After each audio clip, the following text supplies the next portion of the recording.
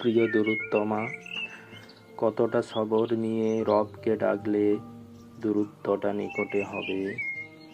বাঁ পাশের শূন্যতাটা বাঁ পাজরে পূর্ণতা পাবে। যার পরশে ধূসর জীবন সবুজ হয়ে যাবে।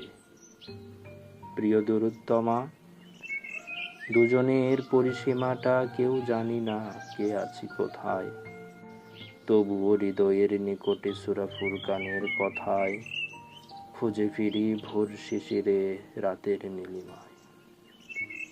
প্রিয় দূরত্বমা, যার তেলাওয়াতে মুগ্ধতা ছড়াবে সুবহে সাদিক, ফজর হলে ঘুমের চোখে কেউ এসে পানির ঝাপটা দিক।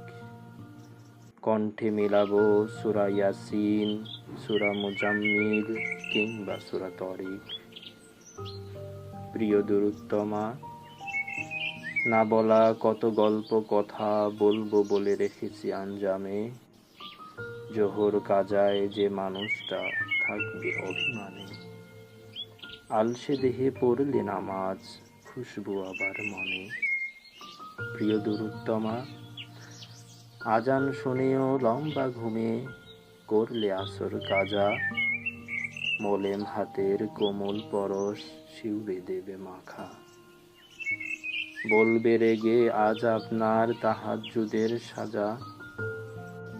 প্রিয় দূরত্বমা, আপনি এসে মাগরিবেতে এগিয়ে দেবেন পাটি, জামাত যেতে খানিক পথের একটু হবেন সাথী। নামাজ শেষে সূরা ওয়াকিয়াতে কণ্ঠ রবে জারি। প্রিয় দূরত্বমা, জীর্ণ জীবন রাঙিয়ে দিতে কেউ একজন থাকুক, আর কখনো আলসেমিতে এশাহীন না কাটুক। সূরা মিলাবো কণ্ঠে দুজন, তাবারাকাল্লাযী বিয়াদিহিল মুলক। প্রিয় দূরত্বমা, আপনি আমার চক্ষু শীতল চাঁদের স্নিগ্ধ নূরে, সূর্যের মতো প্রখর হবেন অন্যরা সব দূরে। হাত মিলিয়ে হাঁটবো দুজন শিশির ভেজা ভোরে।